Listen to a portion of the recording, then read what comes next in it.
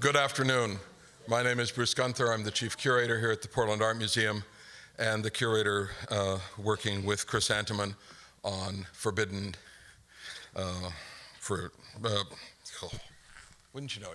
Dreams.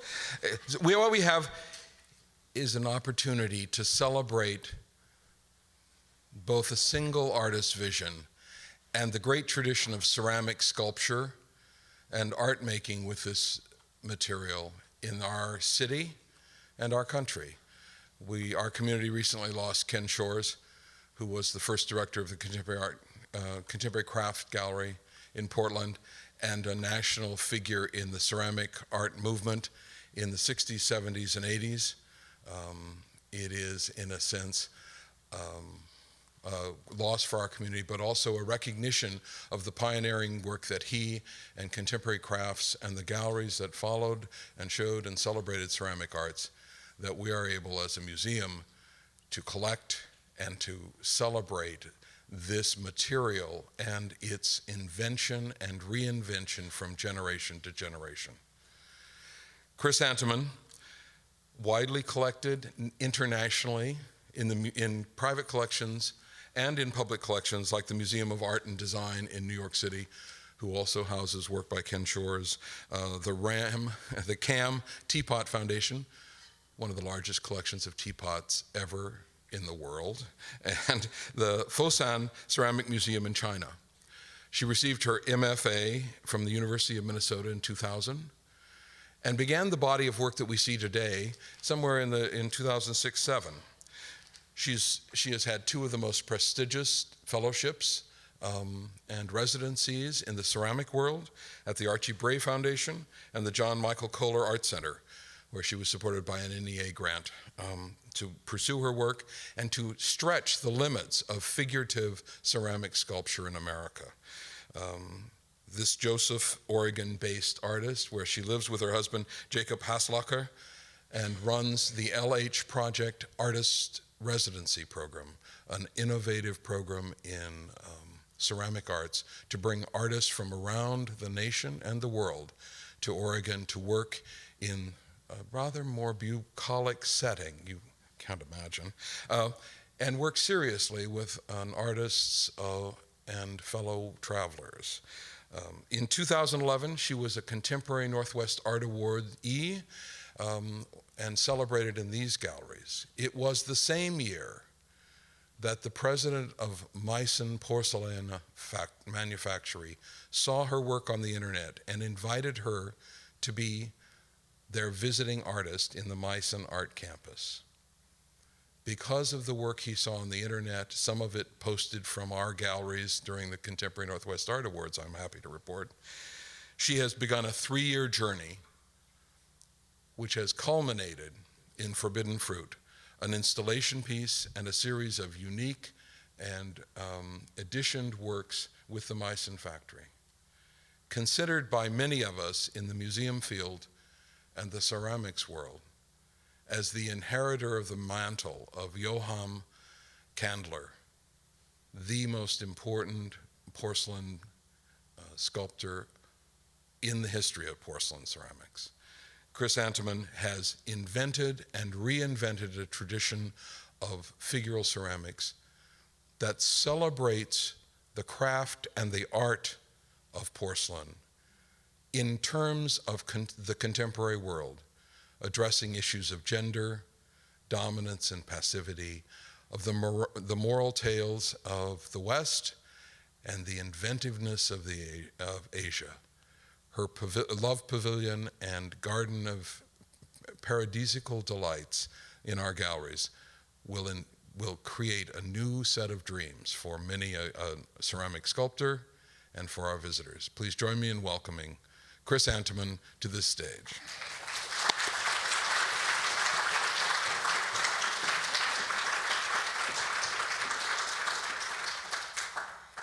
Whew, that was quite an introduction.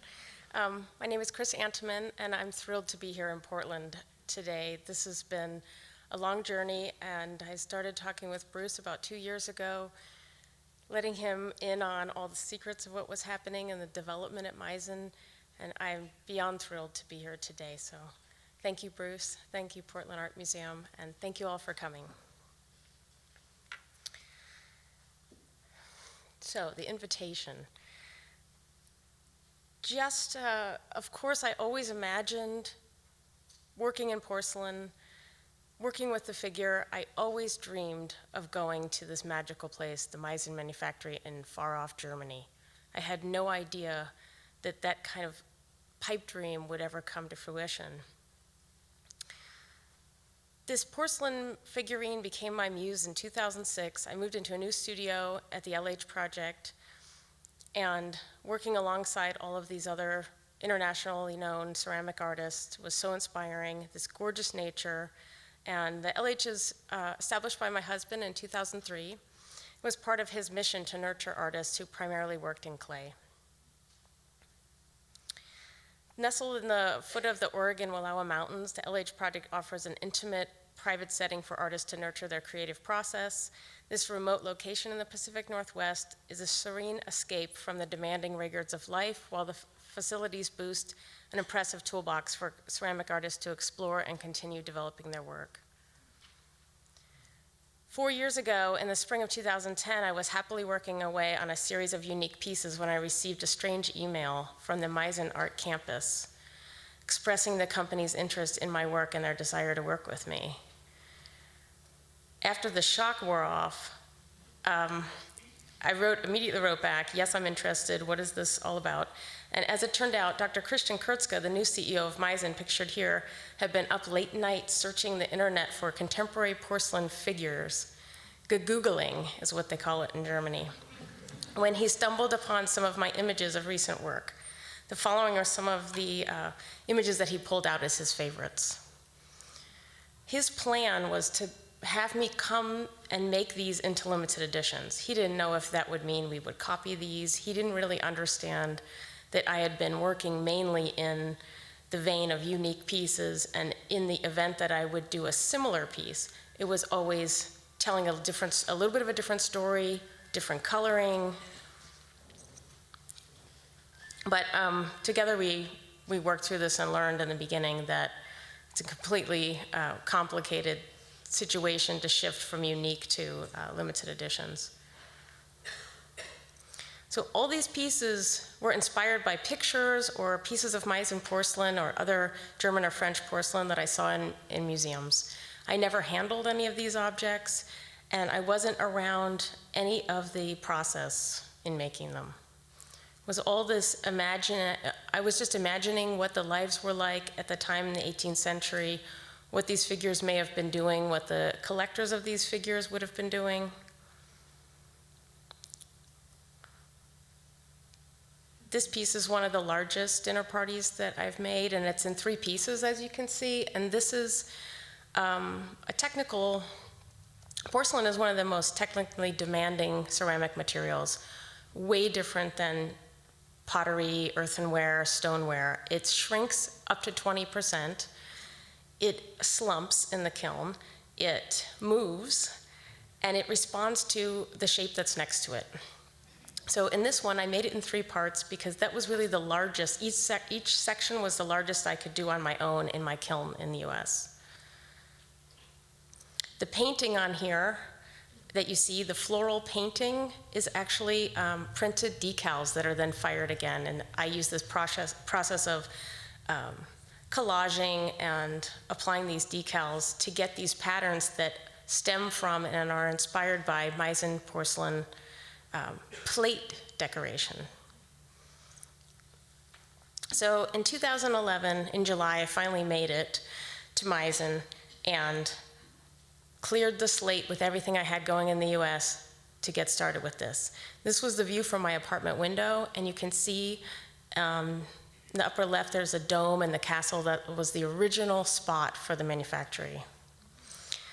A little bit about the history of Meissen porcelain. Augustus the Strong, the Electorate of Saxony, and later the King of Poland, loved porcelain. He was obsessed with it. He called it his maladie de porcelain, porcelain sickness. So he tried to get as many pieces of Chinese porcelain as he could get his hands on, and many of these were made in Jingzhen, China. For 1,000 years, they've been making blue and white porcelain there. because he was impatient and wanting more, he imprisoned a young alchemist and years later discovered the recipe for what they call the white gold in 1710. So in 2010, they were having their 300th year anniversary when Dr. Kurtzke decided he would start this art campus idea and reach out to artists, including myself. Augustus the Strong's collection can now be seen in the Zwinger in Dresden, in the Porcelain Collection there, his entire collection. I don't know the number of pieces, but I think it's well over 80,000 pieces of ceramics and some other objects. This is the Zwinger. It was built for a wedding. He actually lived across the river in the Japanese palace. And then, of course, they didn't tear it down after the wedding, and he turned it into his porcelain collection museum. Here's some of the blue and white pieces. So this is only 23 kilometers, so roughly 17 miles away from Meissen. I can go there by train. I'm constantly looking in this collection, and I've met often with the curator there to ask him specific questions about pieces that are influencing me and the stories behind the pieces. One of the things that Augustus the Strong was so passionate about was having one or two of every animal known to man at the time in porcelain in the real size. And this was only in 1726, so 16 years after they had the recipe for porcelain, they made these huge animals, and these are almost to life size. Of course, not in the case of the elephant.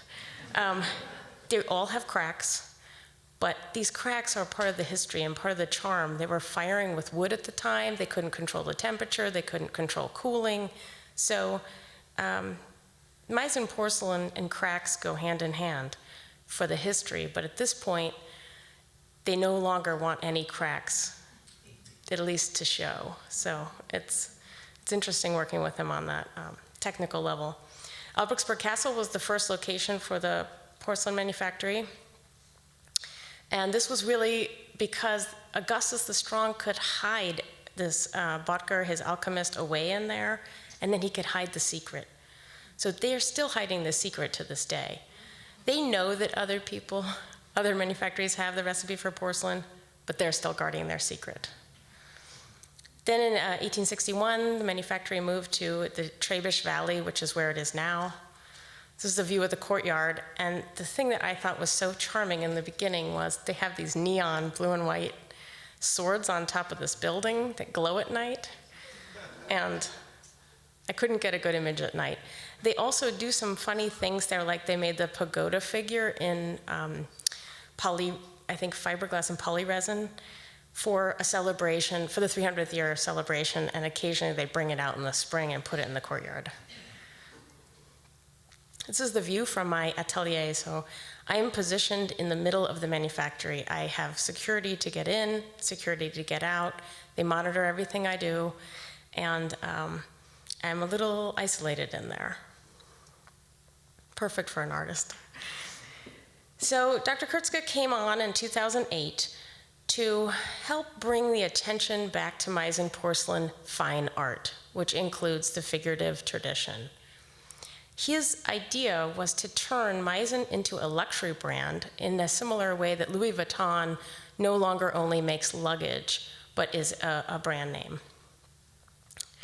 The art campus was part of this. He hoped that artists would come in, make unique pieces, then become inspired by the technique and the tradition and the production to make limited editions.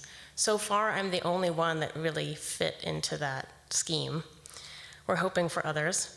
Then he also went back. In the 18th century, Meissen made very fine jewelry and worked with gold craftsmen to combine porcelain and gold. He's doing that again. And then he has developed Meissen Home. And Meissen Home is all tableware, lamps, all these things for interior design. So that's my plug for the company. Okay. So in the beginning, I was isolated, as I said, in the art campus. And I just saw myself like, I'm in this company, but they don't really understand why I'm here yet. I have to show them. They're very visual people. They're no-nonsense people. These are all the colleagues that work in production. They go to work every day at 8. They go home at 3:30. They have no mixture of their work and their home life. It's a very rigid system. They also each work in their own department, and they don't necessarily have any understanding of what's happening in the next department. So the painters don't understand the firing processes, the firing guys in the kiln hall, all men there, cannot paint, and the mold makers don't model. So it's really very interesting. I went there doing everything, and they couldn't believe it. I think they just thought it was like an American bravado. Like, I do everything myself, and I was just thinking, like, barely, you know. So my first idea, I was presented by Dr. Kritska to make limited editions. That really frightened me. I had only made unique pieces. I had been to Kohler, and I had had the opportunity to make multiples, but instead of making the same piece over and over again, I took the molds and I changed them every time and made all these different pieces and told different stories with them. So I wasn't sure if I had what it would take to do that. So I asked him, can I make my big installation idea first? And the idea was forbidden fruit, seductive playground for my muse, for the porcelain figure, where instead of standing statically on the base, she is in the world, she's playing, she's enjoying the environment.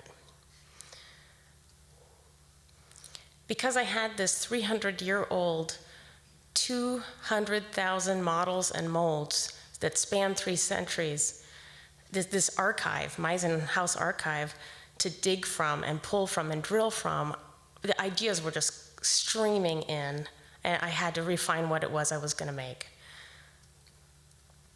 Because of this dinner party I showed you that was in 3 parts, one thing I knew for sure, I needed to use the technical skill and experience of the manufactory to get myself up to the next level of production.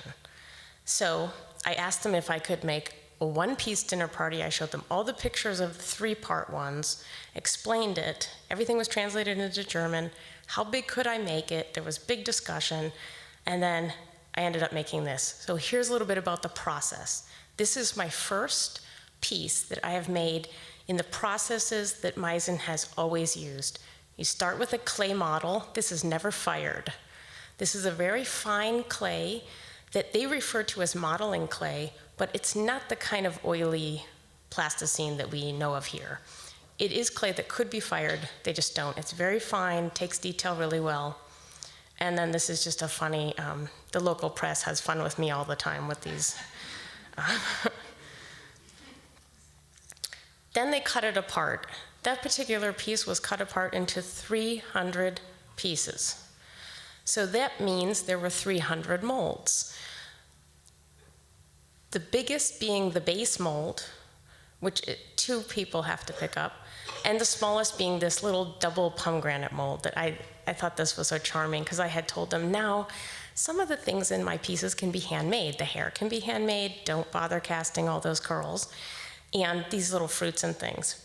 But the mold makers made their own decision and made the little pomegranate, so. So then the first thing we did was we made one in porcelain that's exactly like the model. I kept explaining to them, I will never make a second one exactly like the model. I will change it every time. And you'll see at the end that I have the most recent one that I've changed. But it's really because this piece is so big and there's so many possibilities, why would I want to try to pick one way to have it, one type of food, one type of hairstyle, one type of painting, and then copy it? The smaller pieces, I understand that that's a little bit of a different, it's easier for the manufacturer if I don't change everything, but on the big ones, we're keeping these. So these are unique series, confusing the whole issue even more, but limited editions, but not copied, not exactly the same. This is just a little bit of the technical, so you can see the support. This is in the kiln hall. There's almost as much porcelain that supports the porcelain piece itself. The whole plate it's on is porcelain, that thick, that like 1-inch thick base, and all of these supports around there. So this right now, it's going into the first glaze firing. It's already been bisque fired once so that the water releases from the porcelain and it can absorb the glaze. Then it will go over one more glaze firing without the supports to cover the places where the supports were. The blue is kaolin resist with glue in it. So in case it were to touch a little bit where the glaze, the guy who sprays the glaze went over the mark where the support has to hit, they have one more level of, so it won't stick. When I first went to Meissen on my first few days there, I saw this amazing chandelier in the museum and I went crazy for this. So in addition to making this big dinner party, I knew I could never make a chandelier on my own in the US, but I'd love to make one with them. So this was what they called my grand adventure. They brought me all the parts, all of them. I think there were 250 or 300 individual porcelain parts that had to be assembled into 54 parts that are then put together into the chandelier you see downstairs. Though I took the middle parts and used them as the figures. In the original one, you can see these small figures on here. These are just pinned onto the piece after it's fired, and they're not very big. I wanted the figures to overwhelm the piece. I also put different types of flowers on the arms, my own birds, and created my own fruits to go along with this forbidden fruit theme.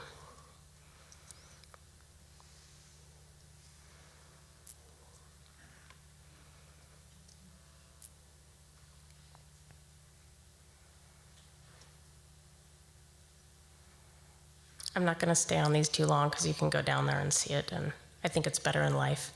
This was this funny image that the photographers laid on their backs and took from underneath. This is for scale. The next big adventure was the Love Temple, which I created with a group of the colleagues of the manufactory that really helped them to understand what this collaboration meant, that I needed them and we could do it together. First thing we did was make a model in foam. Sorry, the original is about 1/3 the size. Stripped it down to its basic forms, made a model in foam, made those parts in plaster, and I was working with them on the design on all these parts. Everything was hand carved, and then they make molds of these pieces. This is just the arch form dry. This is a discussion. There's always many, many, many discussions in German. I don't always have them translated. Sometimes they're just, the guys need to talk through stuff. You can see here, once again, this is even more porcelain than the piece itself to support it through the firing, because this porcelain moves. It has to be supported and it will still move. First installation, this is the Gutlerei. He's really the cold assembly guy who's trained in watchmaking and clockmaking, so he's very detail-oriented. We weren't sure if the dinner party would fit, so we had to try it. And then Dr. Kurtzke, while I'm working on all these pieces over a year and a half or so, he was still developing this company step by step into the luxury lifestyle brand and figuring out where he was going to plug me into it.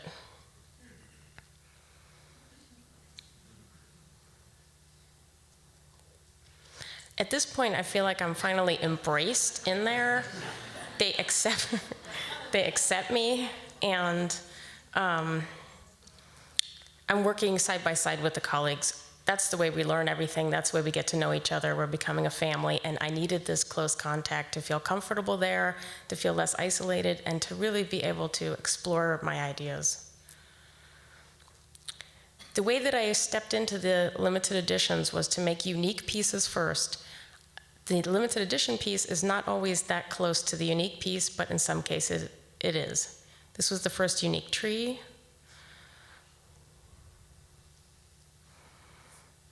Then I took an old piece from 2007 that I always have loved and wanted to reinvent, and reinvented it. All of these pieces are also in the exhibition. This is Holger, another colleague who works with me, who usually makes all the large pieces, the bases and anything that's heavy, all the supports. Here was an example where the unique piece was quite different than the second one. And then I repainted it again because I wasn't happy with the pink. So I'm always trying to explore and develop as I'm going through the process. This is called Trifle. I see it as a big cake, porcelain cake, or porcelain dessert. Here you can see the unique piece and the limited edition, which is quite different. So for the limited edition, started from the clay again. They made all the molds. This one has 82 molds. Broja.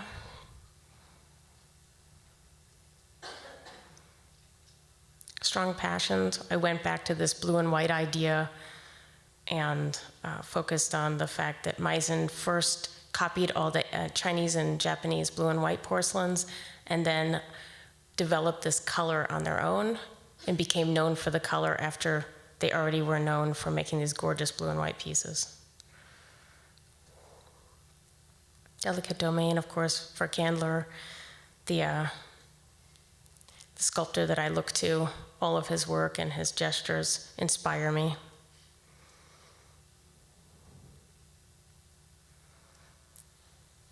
This is just an example of how many pieces. So Holger already attached the tree to the base when he gave it to me, but then they bring you these wet plates, wet plaster plates filled with all the pieces, and they're all numbered, different symbols, and you have to figure out how to put it back together. The leaves are made by with these little press molds that are ornament taken from some of the Rocalian designs that are on the bases, and then the flowers are all handmade. We usually don't work on that many pieces at once, but they were doing photo session.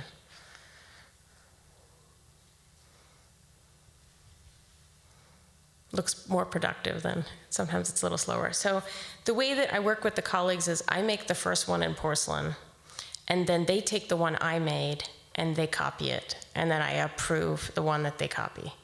It's really because the tool mark for everyone is different, like your signature is different. Here's just some in the kiln hall. We don't make, if there's an edition of 8, we don't make all 8. We make a few, so we have them for exhibition, and then we make them to order after that. Once I had the dinner party and the love temple, then I needed the fruit pyramids. And so this was something that we first made unique, building them up, using some figures from some other pieces, like Candler always did, reusing them on new parts. Another kiln hall shot. So my pieces are fired right along with all the Meissen wares, and I find that really thrilling and exciting.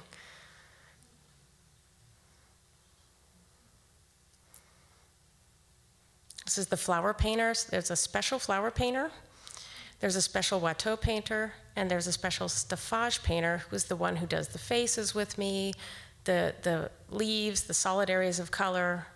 There she is. And we also work in this way, like with the porcelain. I paint the first one, and then she copies it, and then we discuss it. And we've created a style that's between my painting style and hers. These flower patterns come from the porcelain, from the tableware, from the dining service, that these figurines were just standing static on their bases in the middle of tureens and bowls and dishes. And now they're part of the scene, part of the story a little more. The last element to the Forbidden Fruit installation was the pleasure garden that surrounds the fruit pyramids. And these are all based on The Progress of Love by Fragility, that's in the Frick in New York, four of my favorite paintings in the world. I always had wanted to make a series. So these are a collectible series of edition of 8, 4 different ones. And this is most of the team that worked with me to build the piece. And last year, a year from before today, this was shown in Dresden at the Meissen Vernissage.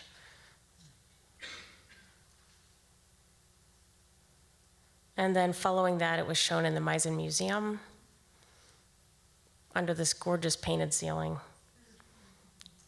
And until about a month and a half ago, it was there. Then went on a ship, and now it's here. So thank you very much. Any questions or comments?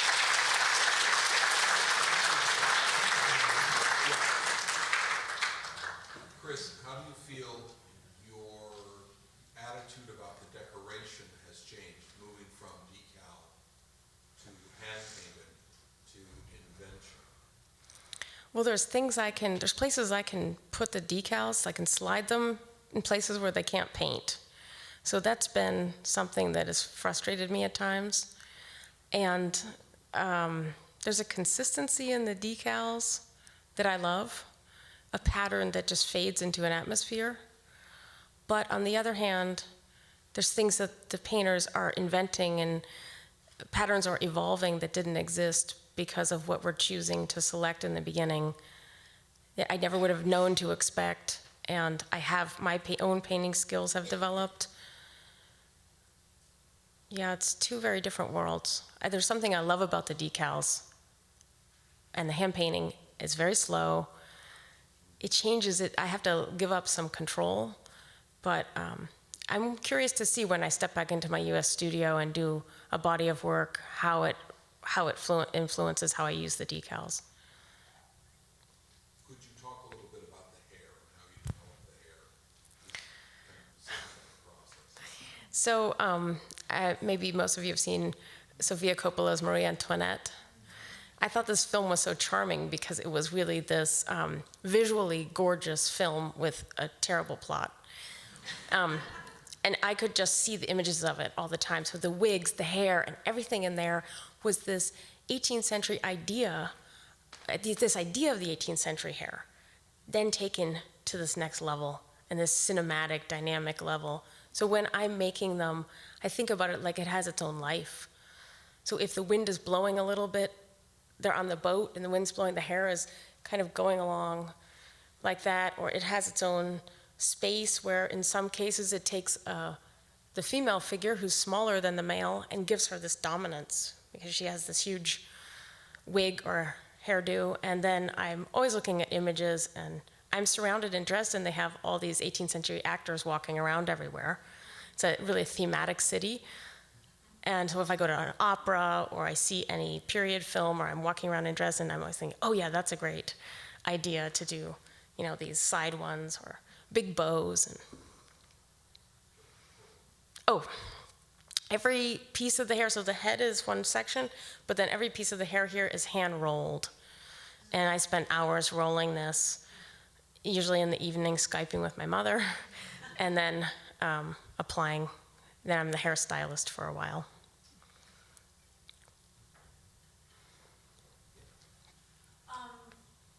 I was really fascinated with the use of the mirrors and how they were incorporated in the display. And I haven't been at a museum like the Meissen Museum, but is that the mirrors used traditionally in how that type of porcelain is displayed, or was that an artistic decision to incorporate the mirrors? And if that is the case, I was curious why you didn't use mirrors on the chandelier. And I have a second question. Mirrors have been used, it was, the Hall of Mirror from Versailles. It's traditional to use them. I think it's because then you can put them up against the wall and you can still see the back, or that you're creating space in a narrow area, a narrow hallway. I'm not sure what the whole history of the mirror room is, but yes, it was a conscious choice to use the mirrors. And then the second question is an anatomical question, and I hopefully will not blush too much. On the women, the nipples are obviously shown, but I believe that the figures are wearing chemise. So are you accentuating the nipples I think of, is chemise is more, are you indicating the transparency of the chemise? Okay. This is the play with the painting on the porcelain, Okay. 2D, 3D, and to keep that erotic. We have some that the nipples were not painted, and they always look like something's forgotten. Like a man. Yeah, so and I like that little bit of color.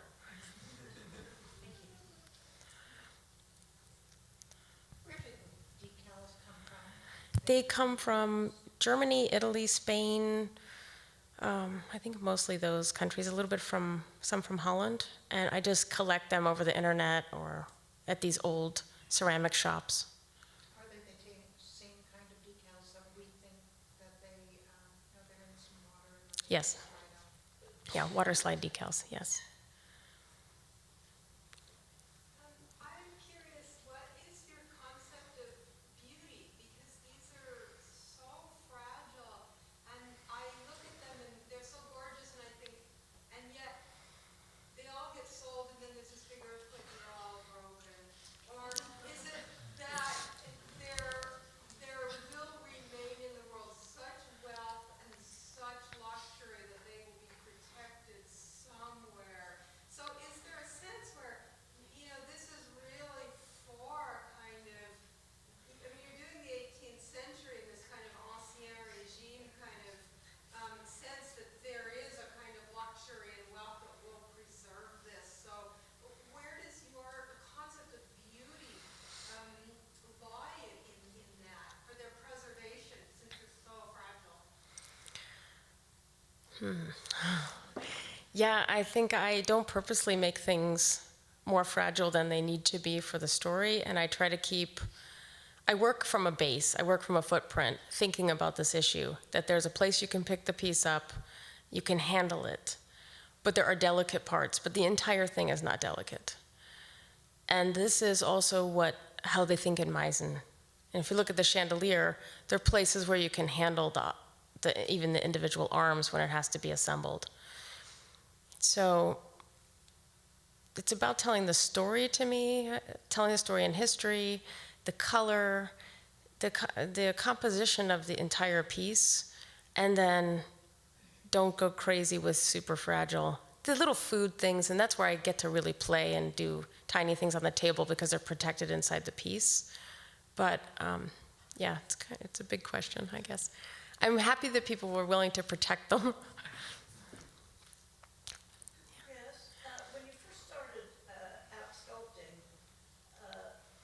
did you start right out with the Meissen reference sculpture? What else did you do when you first started? No, I was always interested in the figure, but it took me a while to get to the European and particularly the Meissen What were they like? look.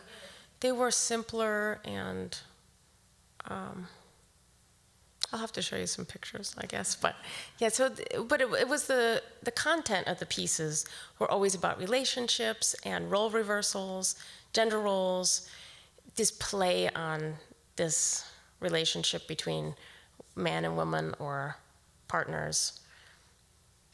And that's really how I got into the figure. I look for that in the other figures.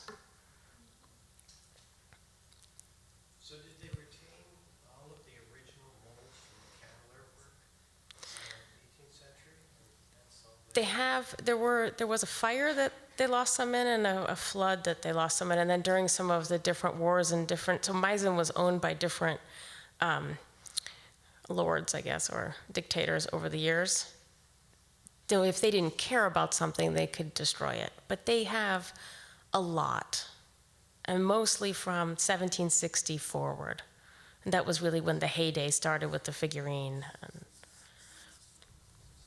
Yes, I'm just wondering if you are making a feminist statement because men are nude and women are clothed. Yeah,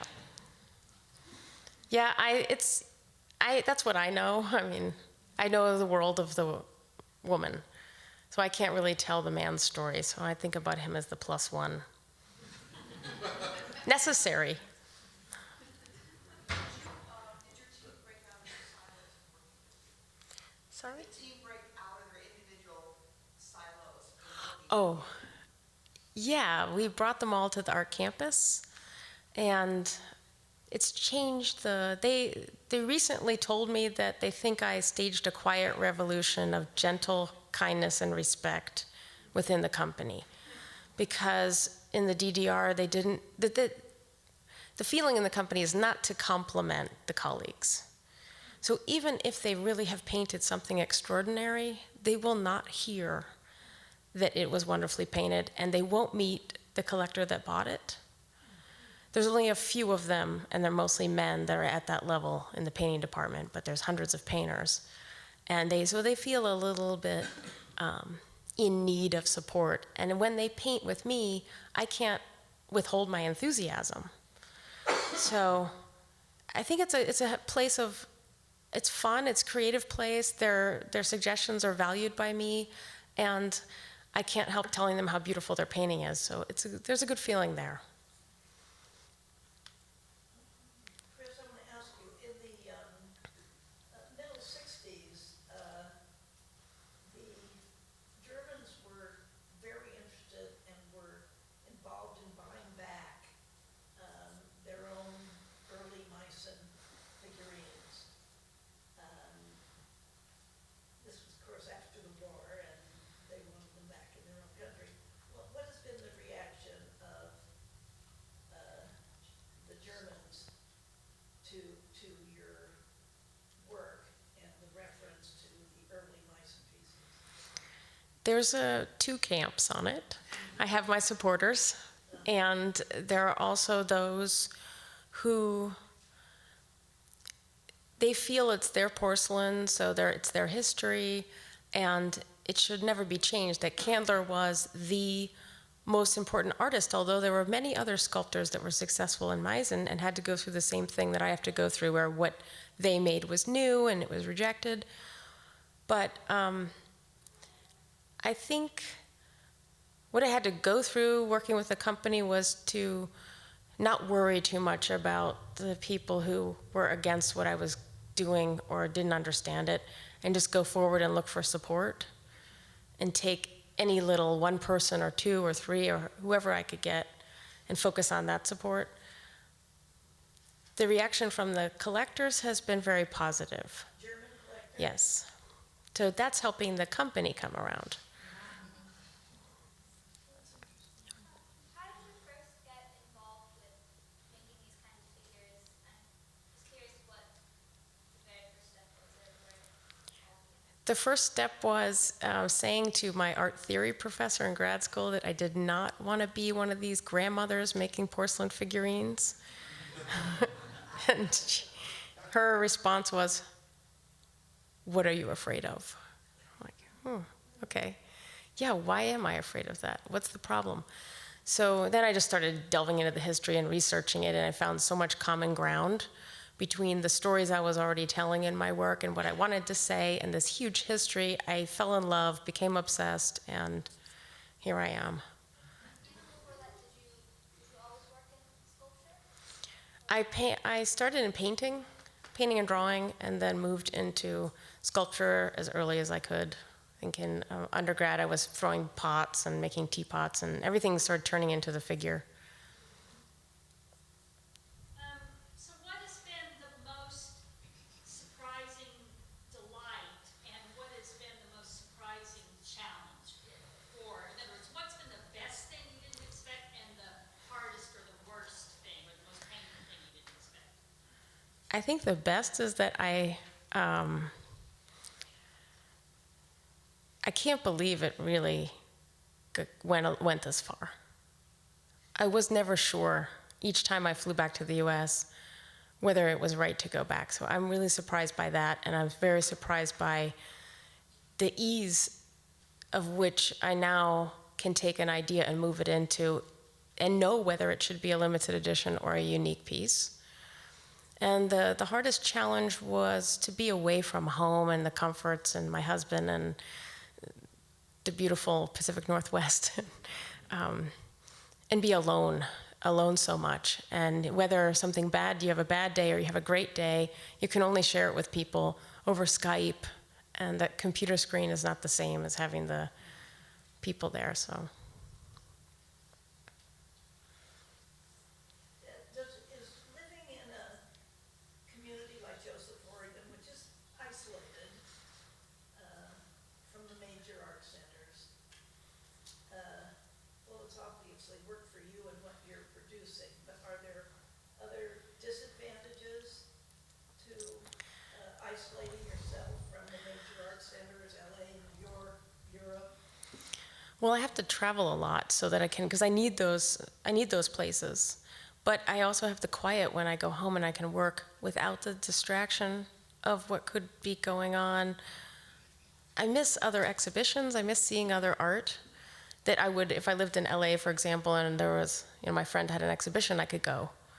So that's a problem, but on the other hand, it's so beautiful there, it's so quiet, and we have these artists that come with the LH Project residency program that help me, and I'm on the board, so I recruit one artist at least per year, and it's usually someone whose work I'm really interested in, inspired by, or a good friend of mine, and we support each other. That helps a lot.